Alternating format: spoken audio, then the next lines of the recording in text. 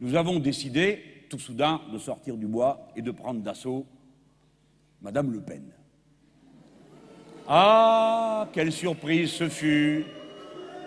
Quelle surprise ce fut pour toute la bonne société, qui bêt d'admiration.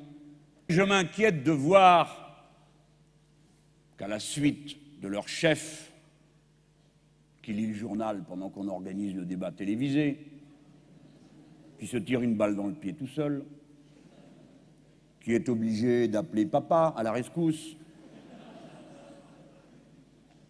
Je m'inquiète de voir que cette impuissance donne lieu à cette nervosité agressive. J'ai lu dans le journal d'ici qu'hier, un de ces énergumènes qui dirige un responsable départemental, un ivrogne, aviné, est allé faire valoir ses arguments dans un bar où il avait entendu dire qu'il y avait des gens de gauche et était venu se castagner avec ceux qui étaient là.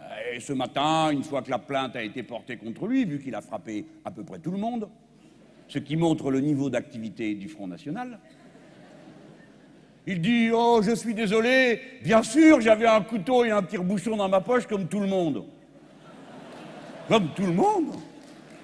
Comme tout le monde au FN, ils ont un tire-bouchon dans la poche. Mais nous, non. Quand on va au bar, on n'emmène pas notre tire-bouchon. Ce sont des sauvages, des brutes, des bons à rien, des gens foutres. Travailleurs qui avaient cru peut-être un instant être représentés par cette bande de branquignoles. Tâchez de vous trouver des représentants de plus haut niveau que ces poivreaux.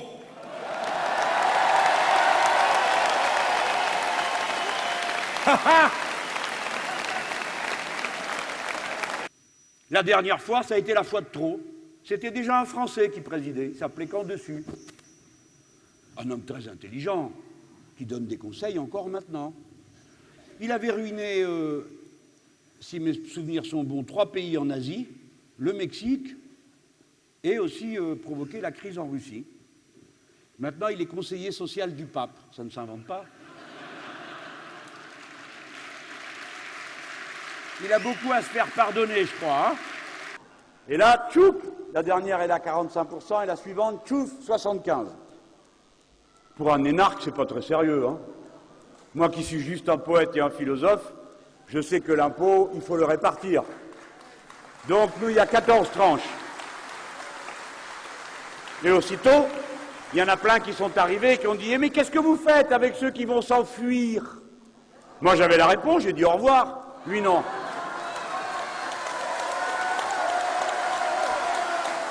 Alors, mon pauvre François, il dit « Ah ben nous comptons sur leur patriotisme. » Misère. Personne ne lui a dit que l'argent n'avait pas de patrie. Je dis à la journaliste de Libération qui m'appelle régulièrement pour me dire « Vous ne sourcez pas vos chiffres. » Pour qu'il puisse dire que je raconte des salades. Mais là, elle va trouver une source d'inspiration qui connaisse bien un journal. Ce sont les chiffres de la CIA.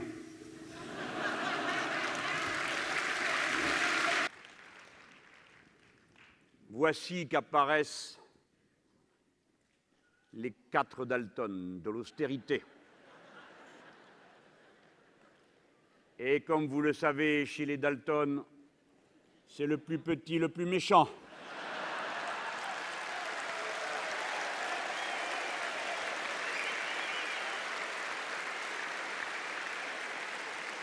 Et c'est la plus grande, la plus bête.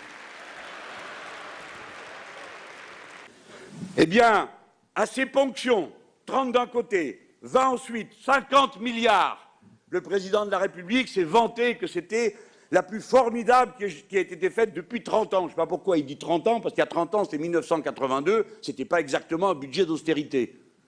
Je crois que c'est la plus forte qui ait jamais été faite. Eh bien, récemment, sans qu'on en parle nulle part, puisque le devant de la scène était occupé par la bataille de Plouf et Chocolat, pour avoir la tête de l'UMP.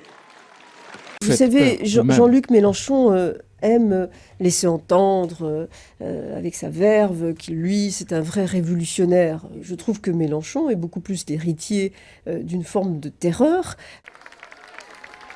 En 1968, la classe ouvrière a obtenu non seulement 31% d'augmentation du SMIC en une nuit par l'œuvre bienfaisante de Sainte Pétoche. Qu'est-ce qu'elle dit, Cécile, après avoir dit qu'elle avait une muselière? J'ai envie de dire, viens mon lapin et assieds-toi de l'autre côté de la table du gouvernement.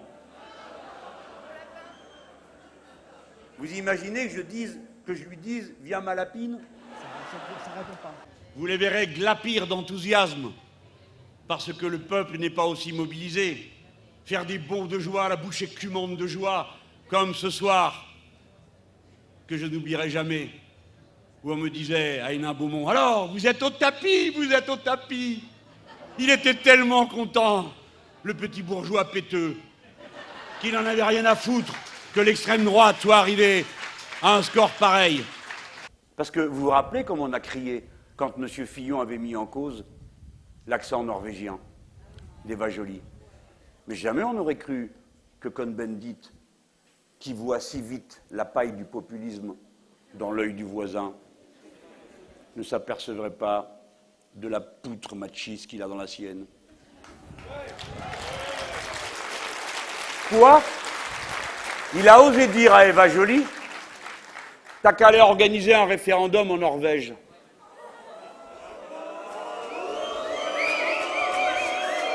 Ça, c'est du Fillon, hein? Mais il avait dû abuser avec la moquette ce soir-là. Parce que, premièrement, Madame Joly est députée élue en France au Parlement européen. Elle a donc tout à fait le droit et même le devoir de se positionner par rapport à l'intérêt général du peuple français. C'est son devoir. Deuxièmement, il dit qu'il faut faire un référendum sur l'euro en Norvège. Ben non, il n'y a pas d'euro en Norvège.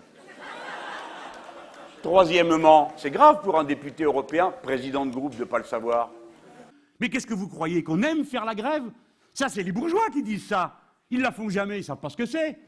Enfin, sauf les footballeurs, mais bon, les autres, ils ne savent pas. Direction, ça fait quand même le bon tiers. Hein. Vous connaissez un autre parti dont le tiers de la direction va faire campagne à 10 000 bornes de là? Hein? Eh bien, je suis très fier d'eux, tous autant qu'ils sont, de la façon dont ils ont abordé cette question. Mais nous, quand on a vu cette vague revenir, il fallait regarder. Qu'est-ce qu'elle avait en commun? On sait bien, nous, on n'est pas comme des sociodémocrates qui n'y connaissent rien. De toute façon, leur culture s'est effondrée, ils n'y connaissent plus rien, c'est même pas où c'est sur la carte. Tiens, je me rappelle, ne croyez pas que j'exagère. Je vais vous raconter une anecdote si vous voulez savoir. À chaque fois, on disait, mais combien de temps on va continuer à soutenir n'importe qui? Parce qu'à l'époque, moi j'étais socialiste, donc on soutenait les candidats socialistes. Bon appétit. Alan Garcia au Pérou. Corrompu et assassin. Bon, je vous donne que cet exemple, hein, pour ne pas être trop fâché avec tout le monde. Et alors un jour, comme ils en avaient marre de se faire humilier, ce pauvre Moscovici, qui à l'époque était le responsable international, il dit à la réunion, il dit, oui, bah, tout ça c'est fini, on ne soutient plus n'importe qui. D'ailleurs au Venezuela, on ne soutient plus Action démocratique, bah, encore heureux, vu que son responsable est en prison pour corruption. C'est pas nous qui l'y avons fourré, c'est les précédents. Hein. Nous soutenons un très sympathique guerriero qui fait une espèce de PSU local. Il s'appelle Petkov. Un vague silence, mais tout le monde était très content chez les sociodémocrates. Ils nous regardaient comme ça. Alors, hein, qu'est-ce que tu as à dire? Qu'est-ce que tu as à dire? Et Delapierre, qui a un sens de l'humour qui lui est très personnel, c'est-à-dire qu'il dit ce qu'il a à dire d'une manière tout à fait glaciale, et il lève la main, il dit, écoutez, je voudrais compléter l'information du bureau national. Il était membre du bureau national comme moi. Et il leur dit, le Petkov en question est le directeur de campagne du candidat de la droite. Et tout le monde de regarder ses pompes à nouveau. Moi, j'ai un humour plus facétieux, comme vous le savez. Quelque temps après, je lève la main, je dis, j'ai une mauvaise nouvelle d'Amérique latine. Ils avaient tous la banane. Nous avons encore perdu les élections au Brésil. Ils me disent quoi? Pourquoi? Mais qu'est-ce que tu racontes? Lula a été élu? Je dis, oui, je sais bien, mais c'était pas Lula, notre candidat, c'était l'autre. Le candidat de l'Internationale socialiste, c'était l'autre. Il était soutenu par la droite et l'international. Bon, tout le monde a. Donc, quand je vous dis qu'ils ne savent même pas de quoi ils parlent, je sais moi de quoi je parle, parce que je les connais tous. Le camarade président de la République, à l'époque, quand il a été pour la première fois au Brésil, il voulait aller voir Brizola. Il y en a peut-être qui connaissent ici. On était obligé de se traîner pour lui dire « Fais pas ça, c'est un corrompu, on va se couvrir de ridicule. Ne fais pas ça, c'est Lula qu'il faut voir. » Ah oui, oui, vous croyez. Il a fallu vraiment quasiment faire frontière de notre corps pour pas qu'il le fasse. Vous savez pas la meilleure, c'est que Jospin trouvait que Lula était suspect parce que c'était un gauchiste. J'aurais tout vu, moi, là-dedans.